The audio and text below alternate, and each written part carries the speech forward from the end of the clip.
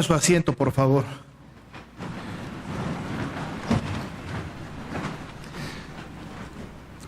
De este capítulo 4 de Romanos vamos solamente a reflexionar sobre los versos 17 a 22. Debemos decir, sobre todo para las personas que por primera vez vienen o nos visitan, que estamos en una serie de sermones que tienen que ver con los solos de la Reforma. Hemos estado haciendo énfasis a partir del domingo pasado y será todo este mes y el primer domingo de noviembre también, de énfasis en estos postulados de la Reforma Protestante del siglo XVI.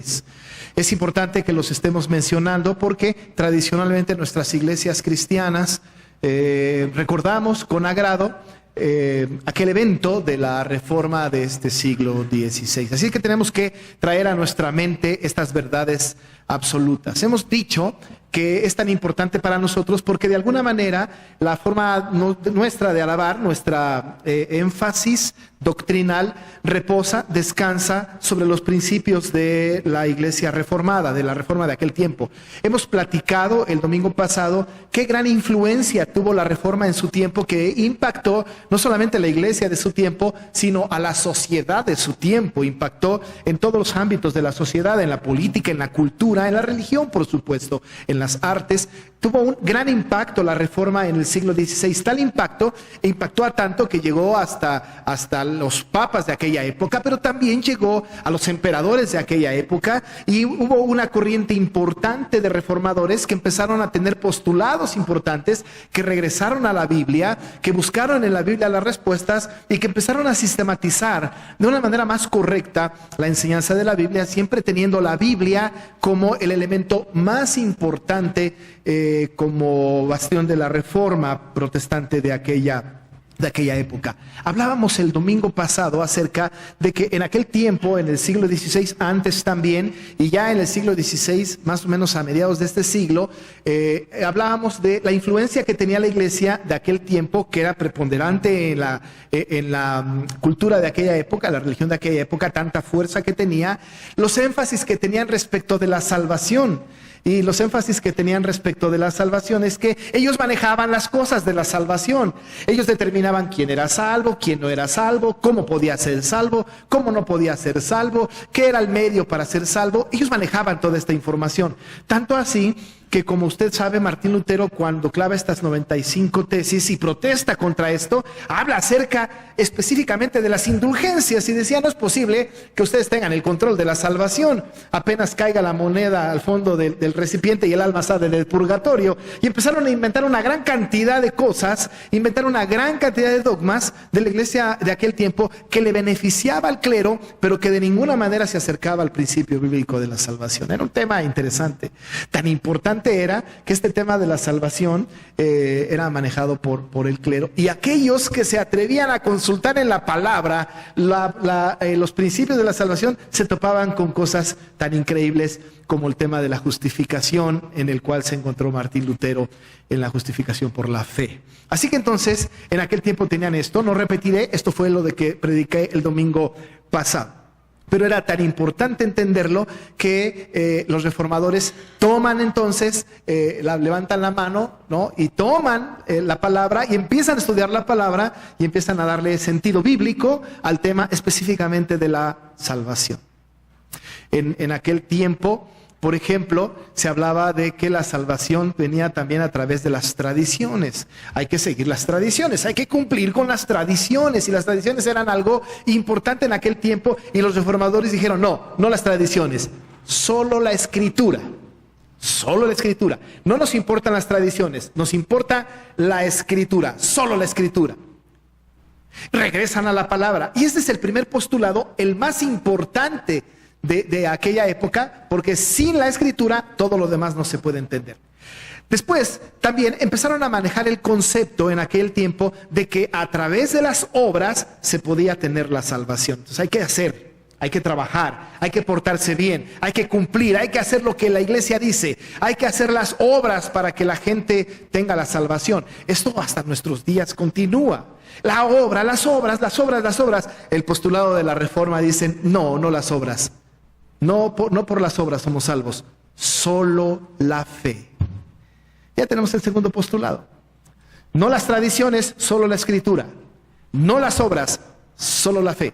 Pero también empezó a respirarse en el ambiente de aquella época que la salvación podía ser meritoria. Ahora, yo me la merezco porque soy un buen hijo de Dios. Yo me la merezco porque soy monje. O yo me la merezco porque tengo una buena conducta. Y el tema del merecimiento. Y decíamos, tú no te mereces la salvación.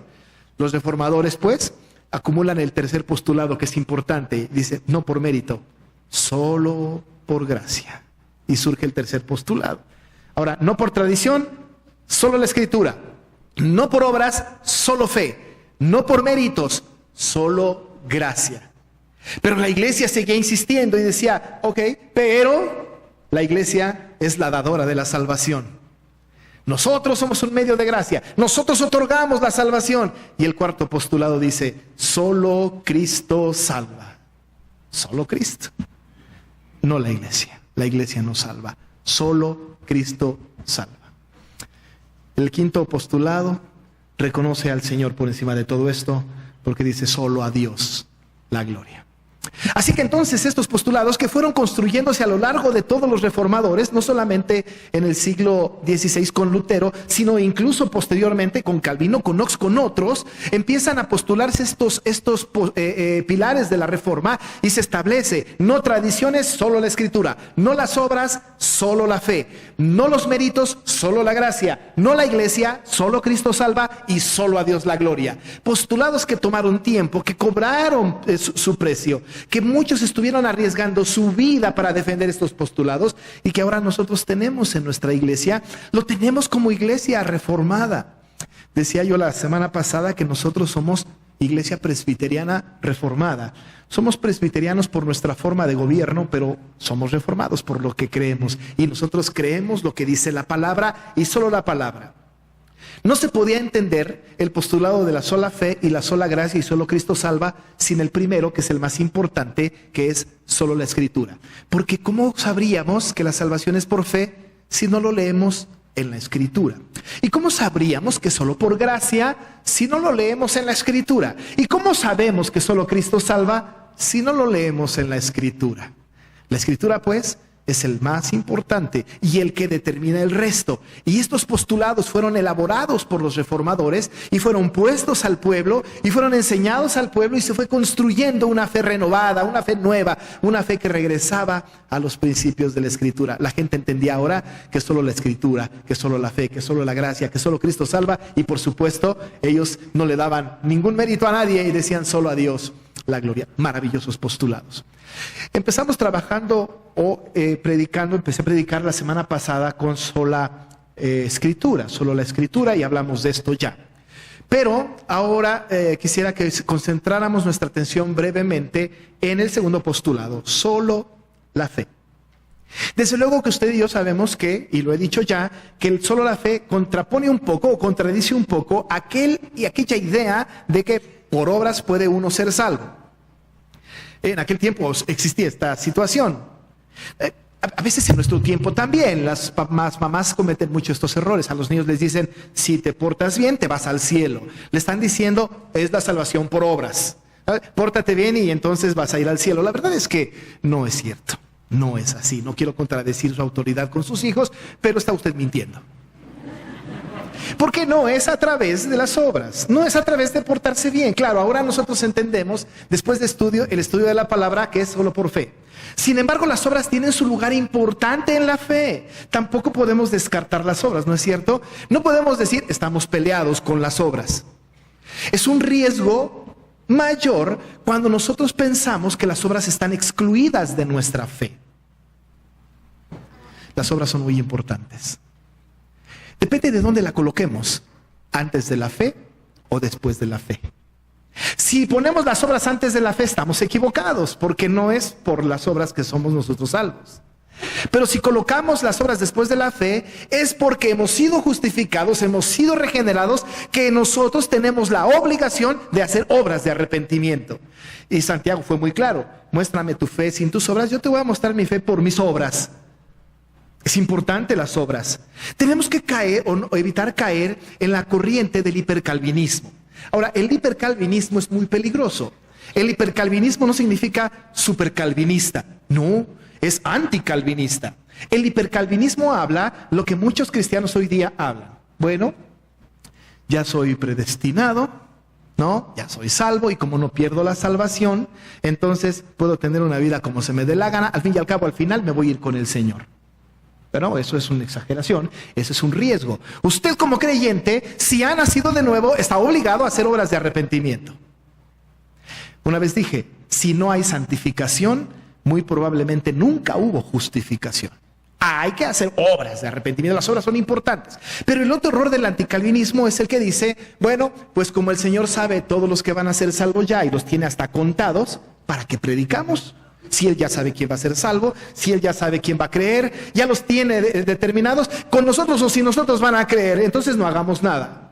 Bueno, eso tampoco está bien. Nosotros tenemos que hacer esa obra. Tenemos que trabajar en eso, porque es una orden de aquel que nos salvó, que nos regeneró, pues que nos justificó. Las obras son tremendamente importantes en la vida del creyente, pero no nos producen salvación. No lo hacen. No lo hacen. La fe sí que lo hace. Ahora, podemos hablar mucho de la fe.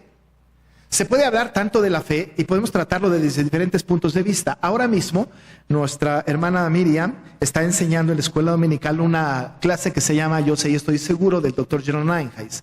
Este curso es maravilloso y habla de la fe.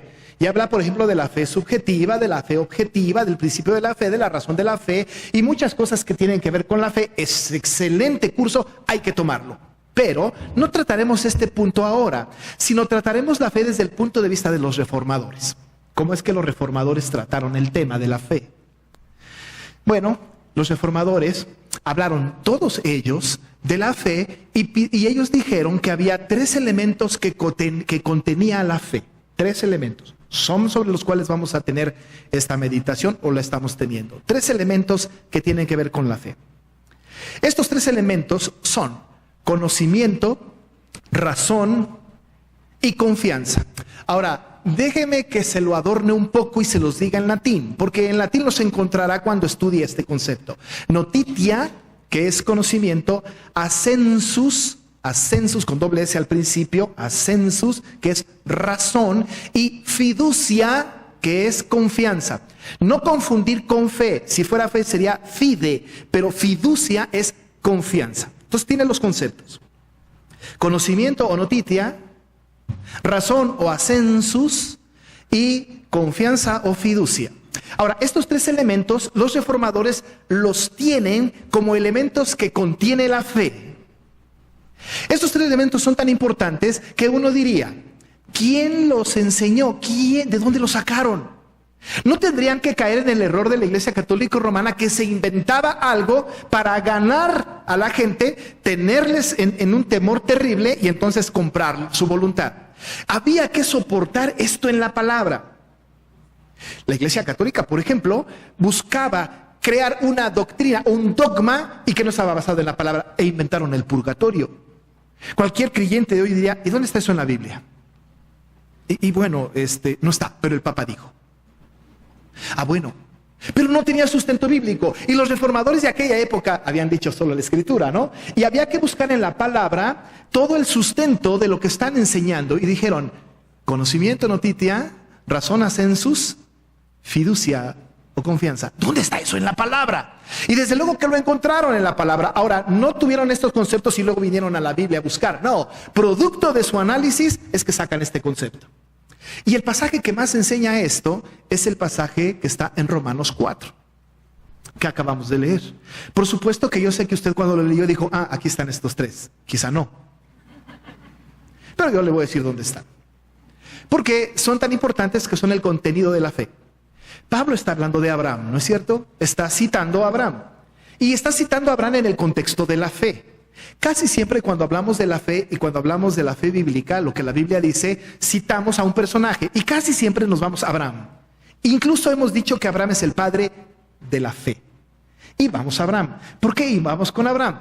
Porque Abraham ciertamente es el que nos enseña un poco más acerca de la fe y de los cuales los autores del Nuevo Testamento toman para dar ejemplo de la fe. Incluso sabemos nosotros que él le creyó a Dios y le fue contado por justicia. Esto lo sabemos. Pero entonces Abraham es citado por el apóstol Pablo y es él contado como un asunto de una fe genuina. Usted recordará que Abraham está casado con Sara, ya es viejo. Y el Señor va a establecer un pacto con Abraham. El pacto que va a establecer con Abraham es un pacto tan maravilloso que nosotros le llamamos pacto de gracia. Ese pacto que va a establecer Dios con Abraham es un pacto de tal magnitud que había en verdad que tener mucha fe para creer lo que Dios estaba diciendo. Vas a ser padre de mucha gente. Si tengo 99 años, había que tener mucha fe para eso. Tu mujer va a dar a luz un hijo, pues si tiene 9 menos que yo, está vieja. Además es estéril. Había que creer, de veras, tener mucha fe en esto. Había que tener mucha fe. Y Dios establece y le dice, vas a ser padre de mucha gente. Pablo, a los romanos, da explicación de esto. Dios establece su pacto con él y establece la circuncisión. Y le va a decir, todo hombre nacido de tu casa, de 8 días de nacido, tiene que ser circuncidado. Luego lo manda a circuncidar a él. Él se circuncidó a los 99. Ismael a los 13. Isaac cuando nació. Y todos los hombres que llegaran ahí, comprados, esclavos, vecinos, como quiera, que quisieran pertenecer al pueblo, tenían que circuncidarse. Dios había establecido su pacto y había puesto las condiciones y estableció la circuncisión. Pero había que creer, porque Abraham veía como muy lejano la promesa. Muchedumbre de gente, si ni hijos tengo, ¿cómo voy a tener muchedumbre de gente? ¿Cómo voy a ser el padre de la fe? Había que tener en verdad mucha fe. Pero la fe que tuvo Abraham, la resume Pablo, y Pablo dice, él tuvo la noticia, él le dio la razón y él ejerció su confianza. Pablo lo dice de la siguiente manera. Lo primero que habla es acerca del conocimiento o la notitia en latín. La notitia o el conocimiento, amado hermano, tiene que ver con saber lo que estamos creyendo, conocer lo que creemos. En el versículo 17 está diciendo, como está escrito, te he puesto por padre de muchas gentes delante de Dios, y añade una frase, a quien creyó. Ahora, Abraham tenía información precisa. Dice el autor de Hebreos, sin fe es imposible agradar a Dios, porque es necesario que el que se acerca a Dios crea que le hay. Para acercarse a Dios hay que creer que hay Dios. No es posible tener un conocimiento o depositar nuestra fe en algo en lo que no creemos que existe. Ahora, si me dicen, pon tu fe en los marcianos, pues no existen. ¿Y cómo voy a depositar mi confianza en algo que no conozco, que no existe? Normalmente depositamos la fe en lo que existe, en lo que conocemos, en lo que sabemos. Ahora, Abraham conoció a Dios y le creyó a Dios y tuvo información de Dios. Cuando Abraham tuvo esta conversación con Dios y habló con él y Dios estaba estableciendo su pacto con él, tuvo dos informaciones que se contraponen en la lógica del hombre. Lo primero que le dice está en el versículo 19 del mismo Romanos. Miren cómo lo dice. Y no se debilitó su fe al considerar su cuerpo que estaba ya como muerto, siendo de casi 100 años, o la esterilidad de la matriz de Sara. Ahora, hay un concepto allí. Dice, la información, pues, el conocimiento que tiene Abraham es que tiene 99 años y que su mujer es estéril. Ese conocimiento no se le reveló a nadie, era su realidad. Pero por otro lado viene la promesa del Señor y le dice el Señor, vas a ser padre de muchedumbre de gentes. Ahora, note usted cómo se contraponen los dos conceptos. Por un lado, tengo 100 años y mi mujer es estéril. Es imposible tener hijos. Eso la lógica del mundo dice, no es posible. Pero por otro lado, el Señor me está diciendo, vas a ser padre de muchedumbre de gentes. Se contraponen los dos conceptos. Él tiene el conocimiento, pero hay una cosa tan importante en este tema del conocimiento como lo es la promesa. Ahora, me voy a ir despacio en esto porque considero que es importante que lo tengamos muy claro. La promesa. Cuando Dios le dice a Abraham, vas a ser padre de muchedumbres de gente, genera en él una esperanza. Una esperanza. Ay, voy a ser padre de muchedumbre de gente. ¡Qué bueno! Y cuando ve su realidad le dice, ¿y cómo será? Mi mujer estéril y yo viejo. Pero su esperanza está puesta ahí. Lo que necesita su esperanza, amado hermano, lo que la esperanza necesita es una información veraz que le haga saber que su esperanza se cumple. Su realidad es que tiene 99 y que su mujer es estéril. Necesita algo, un conocimiento preciso, certero. El conocimiento preciso y certero que tiene Abraham es la promesa de Dios, que le dice, yo me comprometo, tú vas a ser mi pueblo, yo voy a ser tu Dios. Yo te voy a hacer que tengas un hijo, y además le dice cómo se va a llamar, porque se rieron cuando subieron la noticia. Tu esposa va a tener un hijo y se va a llamar Isaac, que significa risa. Tenía la promesa, y basado en la promesa, que es información fidedigna, entonces él está seguro de su esperanza. Se lo voy a poner en términos más modernos. No tiene para comer. Y su hijo le dice, ¿y qué va a pasar con nosotros? ¿Vamos a morir de hambre? Usted le dice, pues, no vamos a morir de hambre. El Señor nos va a dar de comer. Ahí está su esperanza, ¿no es cierto? Usted dice, tengo la esperanza de que el Señor va a ver por mí. Ahora, ¿su esperanza surge de un conocimiento intelectual, de una intuición, o le voy a decir esto para que no sufra aunque sé que nos vamos a morir? No. ¿Sabe de dónde surge su esperanza? De un conocimiento que usted tiene de una promesa. Porque Dios dijo, no he visto justo desamparado, ni su descendencia que mendigue pan. La esperanza que usted tiene de comer mañana radica en la promesa. La información que usted tiene de la promesa. Y la información que usted tiene de la promesa es que la Biblia ha prometido, Dios ha dicho que no he visto justo desamparado ni su descendencia que mendigue pan. Él se encargará. Y yo no sé cómo le va a hacer, pero Él se encargará. ¿Sabe cómo se llama esto? Fe. Conocimiento. Conozco la promesa, esto genera mi esperanza y yo creo en aquel que está diciéndome esto. Por eso dice, la fe tiene como un elemento la noticia o el conocimiento. Pero hay uno segundo, ascensus, que tiene que ver con la razón.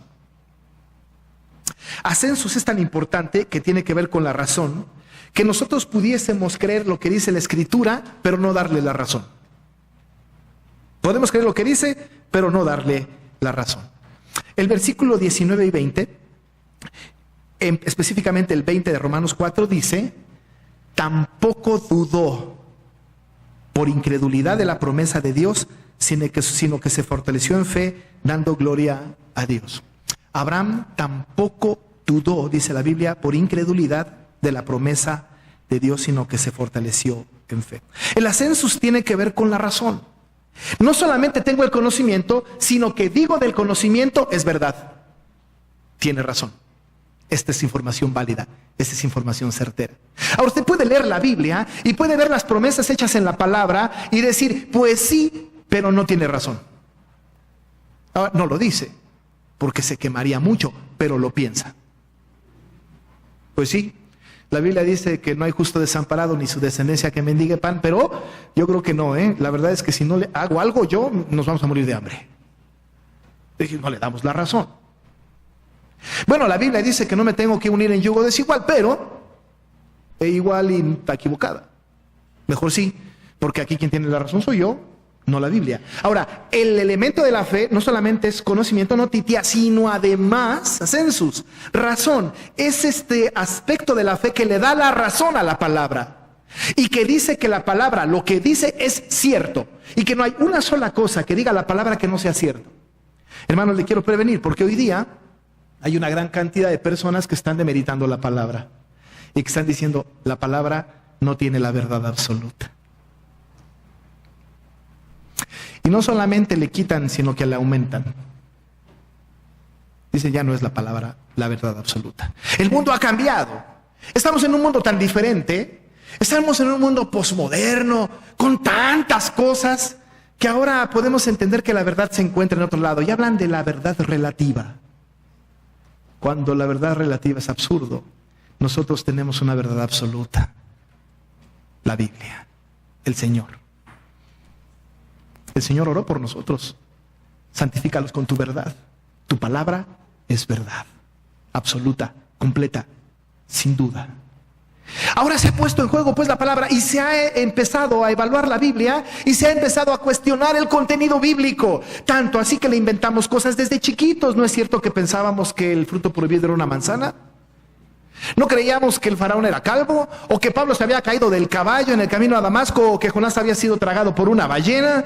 ¿De dónde sacamos semejante información? Porque no queremos creer que la Biblia está diciendo la verdad. ¿No es cierto que alguna vez nos dijeron que el Mar Rojo no se dividió a la mitad cuando Moisés puso su vara, sino que había una gran sequía y el pueblo pasó en seco? Ahora, si la Biblia dice que el mar se abrió en dos se abrió. Y si la Biblia dice que Balaam habló con la mula, habló. La mula y él. Y si la Biblia dice que el sol se paró, se paró. Y si la Biblia dice que somos justificados por la fe, somos justificados por la fe. Y el concepto de la fe es tan importante que los reformadores dicen tiene que haber conocimiento, creer lo que dice, creer en aquel que está escrito allá. Y por otro lado, darle la razón, porque puedo creer en él sin darle la razón. Puedo decir, pues sí, pero no tiene la razón. Yo puedo creer en usted, pero no le doy la razón. Pero la fe certera es aquella que tiene la información de Dios y le da la razón a Dios. Ascensus, dicen los reformadores. El tercer elemento es el más importante.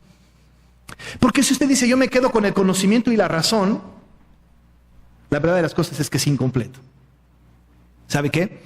Si usted cree que solamente hay que conocer de Dios y darle la razón a lo que dice la palabra sin la fiducia, usted es un excelente candidato para ser demonio. Usted dice, qué barbaridad, pastor, qué cosas dice. Pero no es cierto que Santiago dice, ¿tú crees que Dios es uno? Bien haces. Los demonios también creen y tiemblan. Así es que si usted dice, yo solamente creo y le doy la razón a la Biblia, pero de ninguna manera deposito mi confianza en el Señor, es usted un buen candidato para demonio. Es incompleto. La fe completa, la fe de los reformadores, es aquella que dice, tengo el conocimiento, le doy la razón al conocimiento, pero aplico esa fe, esa certeza, esa confianza y deposito mi confianza en aquel que es el Salvador del mundo. Ahora, la otra noticia es que esa fe que usted va a ejercer no es una fe que ejerza por su voluntad propia. Hasta eso es una cosa que viene de Dios. La fe es un don de Dios. Y cuando la ha depositado en usted, de repente cobra sentido todo. Y se da cuenta de que conoce a Dios por la revelación, que tiene la razón Dios por la revelación, y usted cree en esta revelación y deposita toda su confianza, fiducia, en aquel que le salva y que le lleva hasta la vida eterna. Mire cómo lo dice en el versículo 21 de Abraham. Plenamente convencido de que era también poderoso para hacer todo lo que había prometido. Plenamente convencido. Este asunto de plenamente convencido es la certidumbre plena de la fe. Plenamente convencido no es algo que me convencieron por el intelecto, sino que estoy convencido porque el Señor me ha llamado de manera eficaz y me ha hecho su pueblo y estoy convencido de esta verdad. Y conocimiento, conozco a este Dios y le doy la razón a este Dios. Todo es cierto y deposito mi confianza completamente en Él. Teníamos una amiga cuando éramos adolescentes jóvenes. Bueno, en realidad ya estaba yo casado, pero teníamos una amiga que es alemana y es doctora, cardióloga. Mónica se llama. Espero que siga viva, pero Mónica está en Alemania ahora. Pero Mónica era cardióloga. Ahora, excelente, ¿eh? Si llegaba usted con una enfermedad del corazón y le decía, bueno, yo te conozco, yo sé quién eres. Ya está un principio de fe ahí, ¿no? La notitia, pues el conocimiento. Además, el ascensus puede caer ahí porque usted dice, y tienes la razón. Lo que has dicho, lo que dices que puedes hacer acerca de cambiar mi corazón, es decir, quitar mi corazón enfermo y hacerme un trasplante, lo creo. Pero no me dejo operar por ti, porque no te tengo confianza. Pues se va a morir. Aplicó el conocimiento y el ascensus. Aplicó el conocimiento y la razón. Dice, sí te conozco y tienes la razón, pero no me dejo intervenir por ti. ¿Por qué? Porque pienso que me voy a morir. No me vas a sanar. La verdad es que no confío en ti. Pero si yo creo y conozco de ella, y además le doy la razón en lo que dice, y por cierto dejo que me ponga en el quirófano, intervenga a mi corazón y me lo cambie y me ponga uno bueno, entonces vivo. Ese es un ejemplo absurdo, tonto, pero cuando estamos hablando de Dios, en el conocimiento es que conozco a Dios. Por otro lado, le doy la razón en lo que está diciendo, pero ¿cuántas personas dicen, pero no confío en Él? Te vas a morir. Eres un buen candidato para demonio, porque hay que conocerlo, darle la razón y depositar toda la confianza en Él. Según los reformadores, amado hermano, esta es la fe. Notitia, ascensus, fiducia. Búsquelo, estúdielo con cuidado, porque fue tan impactante y tan importante para los reformadores que entonces dedujeron, no por obras, solo por fe, la fe que salva. Nosotros somos un pueblo que a la distancia podemos entender esta verdad, pero también somos un pueblo que ahora estamos desperdiciando esta verdad y estamos cambiando esta verdad. Y nos estamos dejando llevar por tantas corrientes que están diciendo ahora, no es cierto que la Biblia es el único documento autorizado que moldea nuestra fe y nuestra conducta. No es cierto que la Biblia tiene razón en todo. Puedes confiar en otras cosas. Están equivocados. Debemos de regresar. Debemos de reformarnos. De formarnos en la palabra y entender que en nuestra fe hay conocimiento porque conocemos a Dios, hay razón porque pensamos que lo que Él ha dicho es cierto, y hay fiducia, hay confianza porque hemos depositado nuestra confianza en el único que nos puede dar la salvación. Pablo lo entendió así, los reformadores lo entendieron así. La pregunta es, ¿nosotros lo entendemos así? Solo por fe, no por obras. Solo por fe, en lo que conocemos, en lo que le damos la razón y en lo que hemos depositado nuestra confianza. Solamente por medio de la fe. Nosotros somos salvos por medio de la fe. Oramos. Señor, somos un pueblo tan vulnerable, sujetos a tanta información. Hoy día nos ha llegado tanta información al respecto de que tu palabra no es la verdad, de la relatividad de tus enseñanzas. Señor, qué necesaria es hoy día una reforma de tu iglesia. Regresar a estos postulados, solo tu palabra, solo ella y nada más que ella. Ella es la que nos dice qué debemos de creer y cómo nos debemos de conducir. No hay otro documento en el mundo que lo diga. Solo por fe, Señor, no por obras. Entendiendo que la fe requiere que te conozcamos, que sepamos en quién estamos creyendo, que te demos la razón en todo lo que dices en tu palabra y que depositemos toda nuestra confianza en ti. Padre, que regresemos siempre a estos principios que han determinado por siglos a la verdadera iglesia de Cristo. Te damos gracias por esto, porque tu palabra nos alumbra y nos dirige hacia la verdad. En el nombre de Jesús. Amén.